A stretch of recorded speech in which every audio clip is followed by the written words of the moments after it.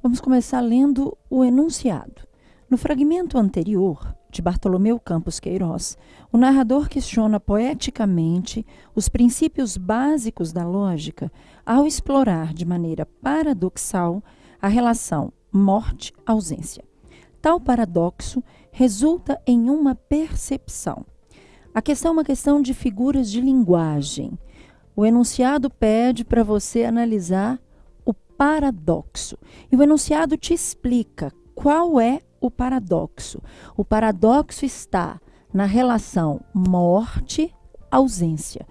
O texto que a gente vai ler é um texto em que o narrador questiona poeticamente os princípios básicos da lógica. Ou seja, ele está explicando no enunciado o que é o paradoxo. O paradoxo vai instaurar uma ideia absurda, que o enunciado te disse, não é? Ele vai questionar a lógica. Essa lógica está na relação morte e ausência. Com isso, nós já nos preparamos para ler e entender o texto. Exige-se longo tempo e paciência para enterrar uma ausência. Aquele que se foi ocupa todos os vazios. Como água, também a ausência não permite o vácuo. Ela se instala mesmo entre as pausas das palavras. Na morte, a ausência ganha mais presença. É substantivo e concreto tudo aquilo que permanece. Daí, os mortos passearem entre nós. Então, o que chamou atenção aqui é que ele vai colocar que na morte a ausência ganha mais presença. O que é absurdo no que diz respeito à lógica é que a ausência ganha mais presença. Então a resposta está exatamente aí. E aí a visão aqui, é bom lembrar, é do narrador.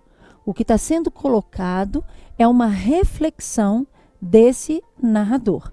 Olha que o enunciado, no final, ele está te pedindo. Tal paradoxo resulta em uma percepção. Percepção de quem? Percepção do narrador. Então, esse narrador reflete sobre a morte e, para ele, que tem que absorver a ideia dessa pessoa que se foi, ele vai colocar que a morte, imediatamente, ela não é ausência. Ela é o quê? Ela é presença. E ele ainda coloca, né? Exige-se longo tempo e paciência para enterrar uma ausência.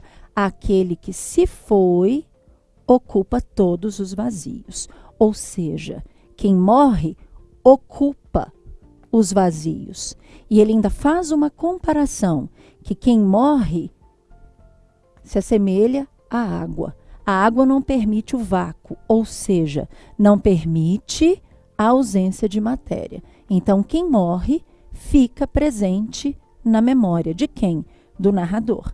Daí, o narrador apresentar um paradoxo que mostra uma percepção na letra C, ambígua e inusitada da morte. Por que inusitada? Porque não é usual.